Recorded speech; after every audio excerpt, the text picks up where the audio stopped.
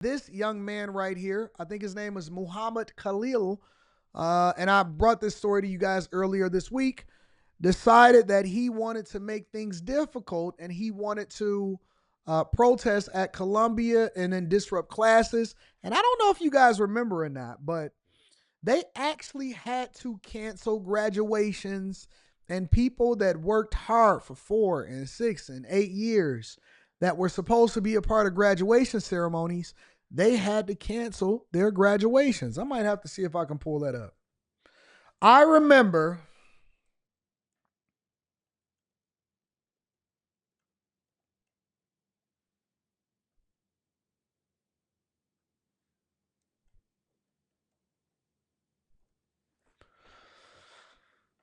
Yep, 10 months ago. 10 months ago, I remember us having to say that graduation ceremonies was going to be canceled, and I think that it was because of protests. Don't quote me on it. Let me see if I can pull it up for myself, and then we'll go into that, because I remember, I strongly remember that it was certain graduation ceremonies that were canceled because of protests. And let me see if I can get that up real quick. Just remembered that because I remember reporting on it. I remember reporting on it.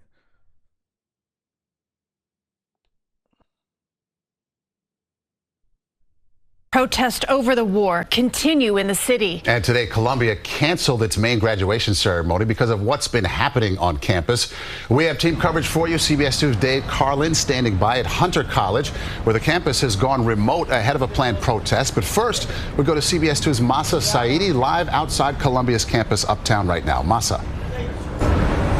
Hi there, Maurice and Christine. Well, typically graduation day is one of the best days in a person's life, and usually there's a huge celebration that happens here on campus behind me. Well, that has been canceled, and students tell me they feel robbed. Columbia dental student Ari Rosen worked for years to get to this moment. Ari showed us the cap and gown he'll wear on graduation day. But it won't be quite what Ari and his family had hoped for. I just heard it's always crazy. The streets are filled with parents. Everyone's excited, and I won't get to experience that. Monday, Columbia University canceled its main commencement ceremony set to happen on May 15th at the South Lawn, where for weeks pro-Palestinian protesters had set up camp. From above, you could see the imprints left by the tents after the NYPD cleared the crowds.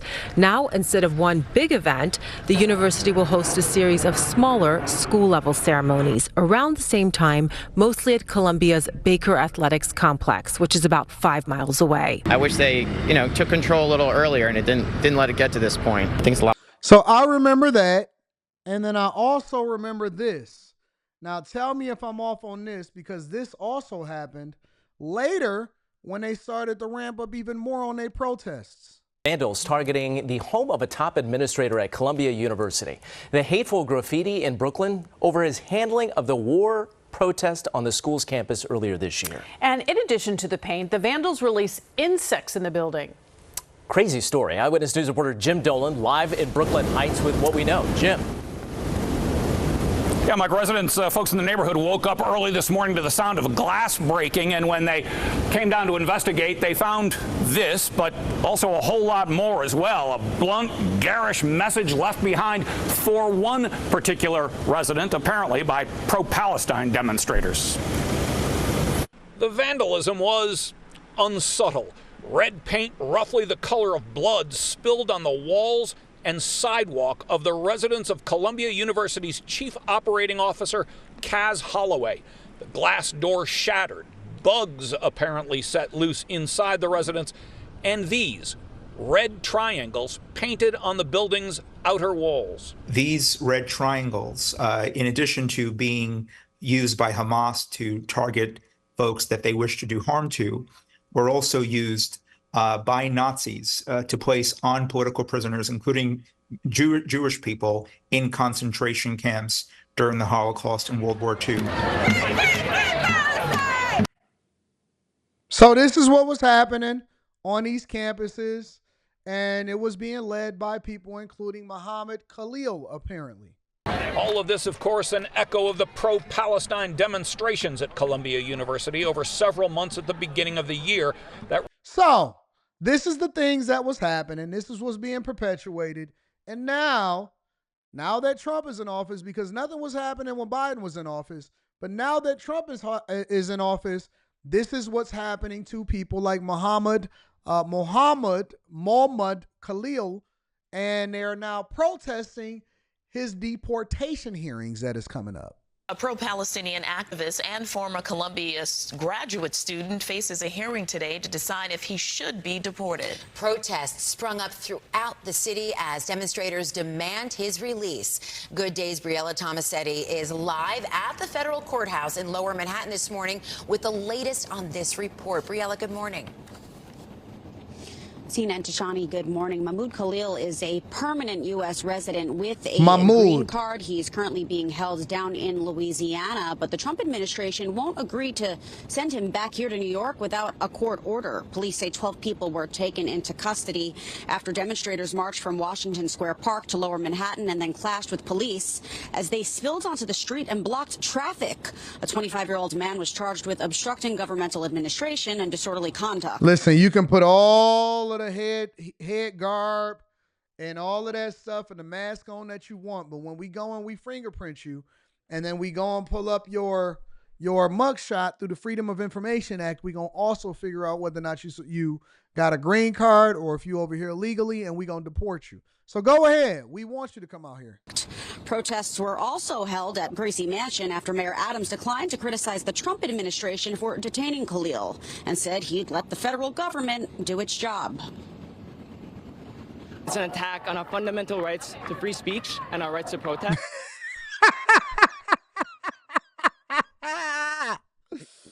Yo, listen, y'all. I'm with it. Listen. Free speech protests. I'm not taking nobody seriously that has better hair than my wife. I'm not doing it. If their hair is bouncing like that and they got the just for me or any of that type of stuff, do you see how healthy his hair is? Dude, he got a brand new curl wand. He probably got the Dyson one, the air one that don't put the heat in your hair. Ladies, get the air one that don't put heat in your hair. I actually gave that one to my daughter. I bought her that one for Christmas. Do you see how healthy his hair is? Do you see how healthy his hair is? He got that freshly curled. Just for me. Hold on. Look how it's bouncing. Look how healthy it is. Look how it's bouncing. It's an attack on our fundamental rights to free speech and our rights to protest. And he talking like this.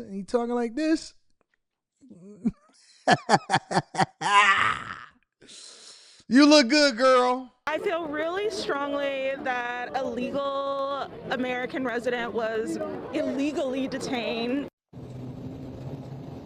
Khalil played a major dog. I feel like I want to take a flight over to New York. Do I got anything going this afternoon? I don't think I got nothing going on this afternoon. What's the weather like over in New York? role in protests that swept Columbia's campus last spring. He was arrested at his university-owned apartment on Saturday. His lawyers insist he never committed a crime and was just expressing his political opinions. The Trump administration, on the other hand, believes he forfeited his rights to remain in the U.S., alleging he led activities aligned to Hamas, a designated terrorist organization. The White House says under the Immigration and Nationality Act, the Secretary of State has the right to revoke the green cards of individuals who are believed to be national security threats. Mahmoud Khalil was an individual who was given the privilege of coming to this country to study at one of our nation's finest universities and colleges. And he took advantage of that opportunity, of that privilege, by siding with terrorists, Hamas terrorists who have killed innocent men, women, and children. Let's actually go over to exactly what she had to say. I want to speak to what Caroline had to say about this situation. As he's proposing tax hikes in the form of tariffs.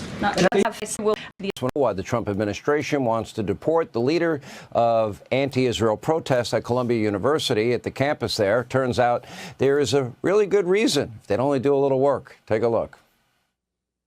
This is an individual who organized group protests that not only disrupted college campus classes and harassed Jewish American students and made them feel unsafe on their own college campus, but also distributed pro-Hamas propaganda, flyers with the logo of Hamas. That is what the behavior and activity that this individual engaged in. So basically he was out here doing some of the worst, putting out propaganda, being an antagonist. He was supposed to be blessed to come over here and study at our major universities, shut up, get your education and go home. But you decided to participate in group activities that was basically bad for the United States of America, getting people canceled, getting the graduations canceled, having vandalization going on in these organizations and at these houses and at these dorms and at these universities. And he thought that he was going to still stay over here inside of the United States of America. No, you wouldn't be able to get away with that in no other country. You're not going to get away with it here. All right, here now with our Hannity Washington briefing is the one and only White House Press Secretary Caroline Leavitt. I don't know what part I like better. Okay. Somebody keeps saying that he was wrong. on he had a green card. Green cards can be revoked. Your citizenship inside of the United States of America can be revoked. You do not have the same rights as a regular American citizen. For whatever reason, y'all don't get that. You don't get it. I've read Hamas's charter. Does it not call for the destruction of Israel? Is this not recognized as a known terrorist organization? And if you're in this country and you support a terrorist organization and you're not a citizen in this country, why would one think that you have a right to stay in this country? Everything you just said is true, Sean, and unfortunately, it appears the liberals in the legacy media think that if you are a foreign national, you can behave in any manner that you want. You can protest and push Hamas propaganda. You can side with a foreign terrorist organization that has killed American citizens, that has murdered innocent babies, men, women, and children across the globe. Under this administration, that type of activity, siding with radical Islamic terrorists, will not stand. And the Trump administration, at the direction of President Trump's executive order, has a zero-tolerance policy for foreign nationals. I want y'all to know, I don't know if, and this is really showing the ignorance of the United States of America and why most of our own citizens are treasonous, because they don't even understand. You are not a U.S. citizen just because you have a green card. You can become a U.S. citizen by going through the naturalization process, but you are not a U.S. citizen just because you have a green card. You can live and work in the United States of America indefinitely, but you are not a U.S. citizen until you go through the naturalization process. I need y'all to understand exactly how the U.S. laws work. Stop saying he was a U.S. citizen. He's not. He's not a U.S. citizen. He can live and work in the United States of America, but it does not mean that your green card cannot be revoked, that you cannot be deported. You did not go through the naturalization process to become a U.S. citizen. That is a completely separate process. If you do not understand the laws of the United States of America, shut the F up. You got 2 ears and 1 mouth for a reason. You need to listen instead of continuing to say stuff that you don't understand. A green card holder is not by default an American citizen. You need to understand the difference between the two.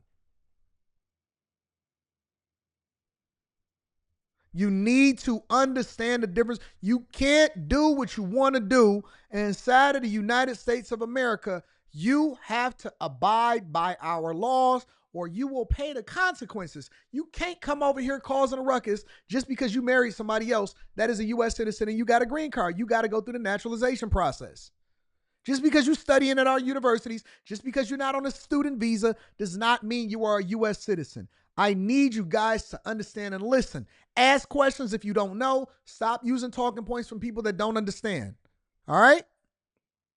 who are given the privilege of getting a visa and going to some of our finest, our nation's finest universities and colleges, studying at those institutions, and then siding with these radical terrorist organizations. And so this arrest that took place on the campus of Columbia is the first of many to come. Secretary Noem and Secretary of State Rubio are working together, and I would like to add and emphasize to the mainstream media who still doesn't get it, this is well within the president and the Secretary of State's authority. Secretary Rubio revoked this individual's visa based on the Immigration and Nationality Act because this individual clearly poses an adversarial consequence to the foreign policy and national interests of our great country. This was the right decision. President Trump promised he would stand up for Jewish American students, and he is delivering on that promise. Somebody time out Sam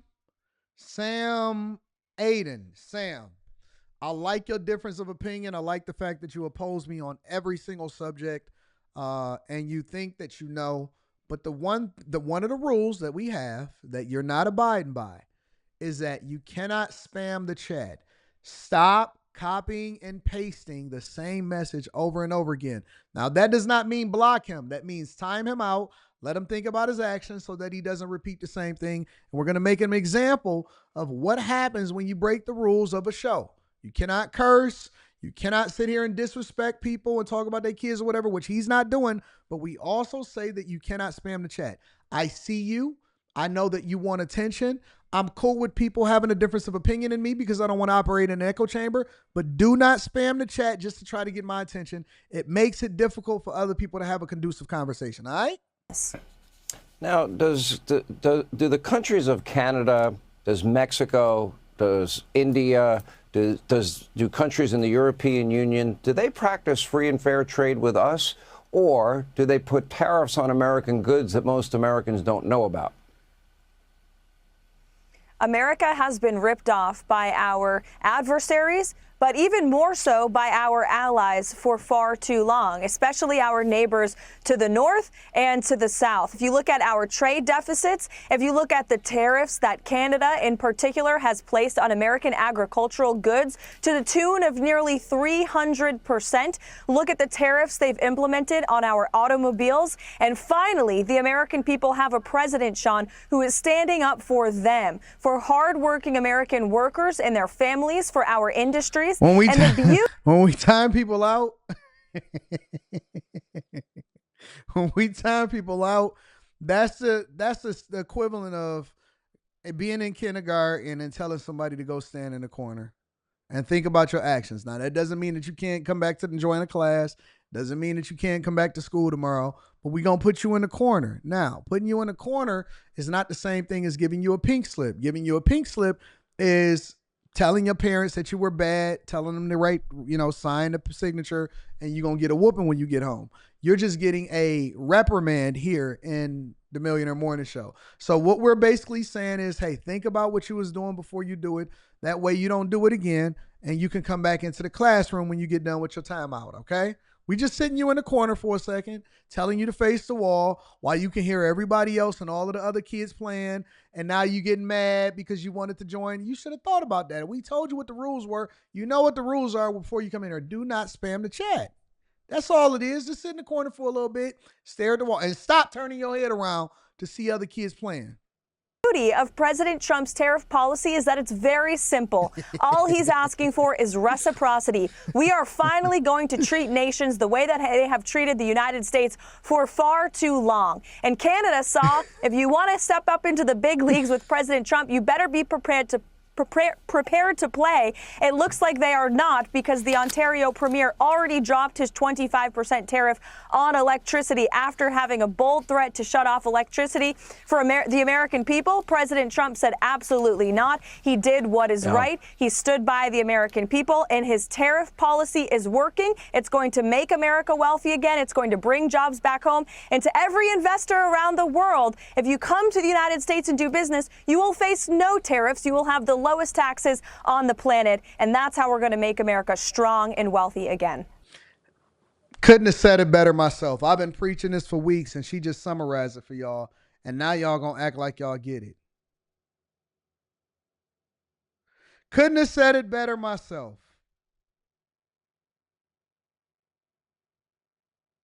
Finally.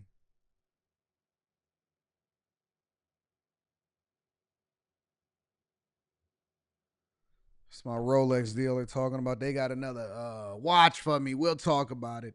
Make sure you hit a like for the algorithm, subscribe to the channel, and turn on your notifications. That is one of the reasons why they're putting tariffs in place. They're reaching out to businesses outside of the United States of America. Come on over here and do business with us, all right?